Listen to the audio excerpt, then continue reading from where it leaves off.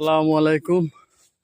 যারা মালয়েশিয়ায় পাম গাছে পাম কাটার কাজ করো, তারা মনে করো খালি মালয়েশিয়ায় পাম গাছ আছে। এই দেখো বাংলাদেশেও পাম গাছ আছে, সেই বাধা বেঁধেছে। এই যে পাম গাছ ঝুড়তে এসছি আমরা এখন। এই যে পাম গাছ ঝুড়ছি, গাছ তো সেই বাধা বেঁধেছে, এখনো একবারও ফুল আসেনি। আর গাছ তো কি বলবো, একদম নিচ থেকে যদি ঝোড়া হতো গাছটা খুব সুন্দর হতো। আপাতত এইভাবে ঝুড়ে রাখছি, পরবর্তীতে নিচ থেকে একদম ভালো করে ঝুড়বো।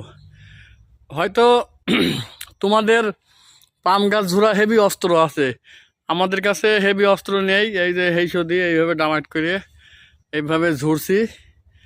খুব পাম গাছের ডেগেও খুব শক্ত।